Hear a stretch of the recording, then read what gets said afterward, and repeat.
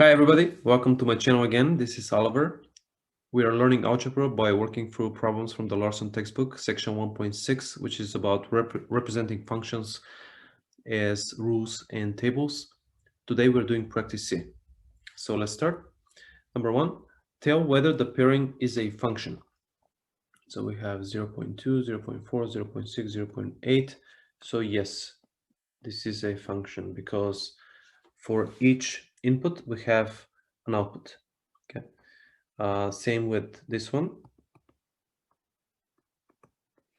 For this one, however, no, because for an input we have two outputs. So we know that a function is for each input we have to get exactly one output. And in this case, that's not the case. For this 30, we get 1, 2. So this is no, this is not a function. Number 4, make a table for the function. Identify the range of the function. Okay, so table. Okay, range for 12. 12 times 1, 12 over 3, 4 minus 4, 0. 15 over 3 is 5 minus 4 is 1. 18 over 3 is 6 minus 4 is 2. 21 over 3 is 7 minus 4 is 3. So the range is 0, 1, 2, 3. Okay, it's just a matter of substituting the x values 12, 15, 18, 21 in the equation provided here. Same here.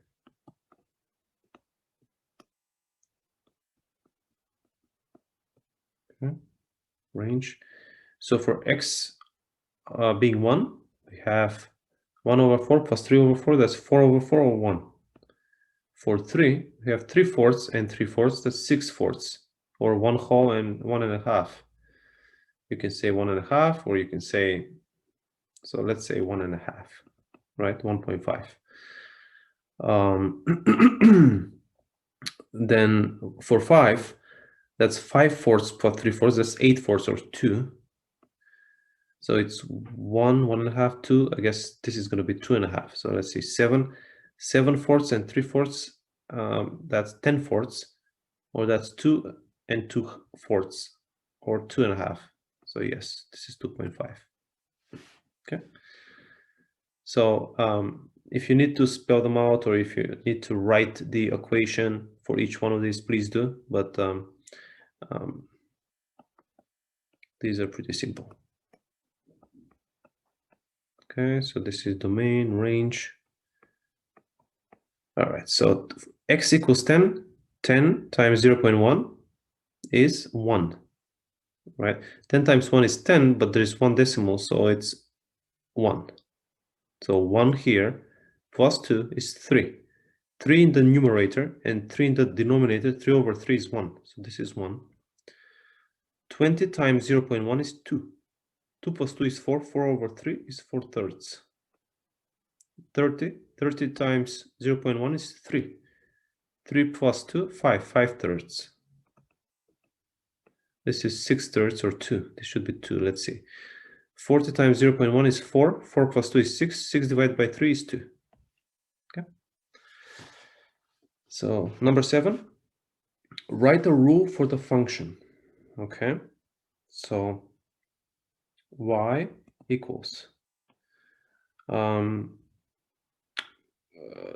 So we have x is 0, 1, 2, 3. Y we have 3, 5, 7, 9. So we can't multiply this because 0 times 3 is 0, right? So we have to have plus. So this is, we can have x plus 3.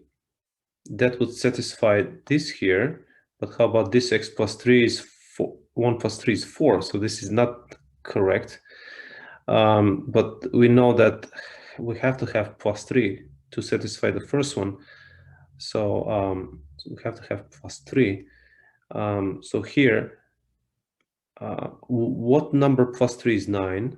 6, right? How do we get 6, right? So here we have, what number plus 3 is 7? 4, right? How do we get 4? And then plus 3 here. Which number plus 3 is 5? 2, right? And then plus 3, if we have here, which number plus 3 is 0? Okay, so here 2 plus 3 is 5. So how do we get 2? 2x, right? 2x. Would that work here? 2 times 2 is 4, yes. 2 times 3 is 6, yes. So it's basically 2x. 2 times 0 is 0. So it's 2x plus 3. Okay. So we can check 2 times 0 is 0, plus 3 is 3. 2 times 1 is 2, plus 3 is 5. 2 times 2 is 4, plus 3 is 7. 2 times 3 is 6, plus 3 is 9. So yes, this is the rule for the function. Next one, we have 16, 14, 12, 10 for x, and y is 7, 6, 5, 4.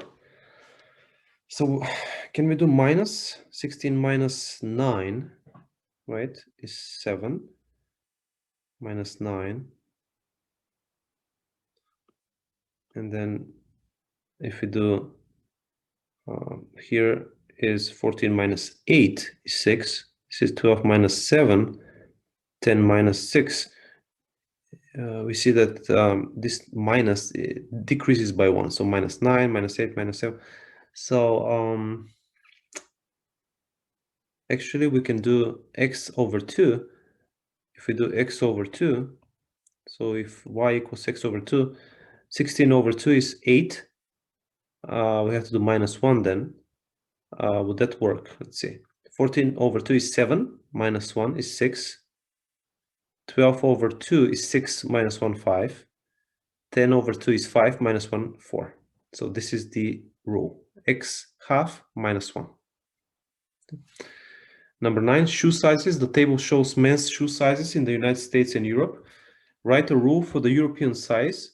So this is y, this is x. So y equals, write a rule for the European size as a function of the United States size. Then use your function to predict the European size of a US size 11 shoe. Okay. So we can see here each number increments by half, right? And then here each number also increments by half. So that's good because this just has a different starting point. And 35 minus 3.5, that's 31.5. So that's the starting point, right? So 31.5 and then plus x, right? So x is 3.5, so 3.5 plus 31.5, that's 35. And then when x is 4, this is 35.5. So yes, this works. So this is the rule. 31.5 plus x. And now if x is 11, y would be 31.5 plus 11, or that is 30, 40, 42.5. Okay. That would be the European size. Euro size for a US size 11 shoe.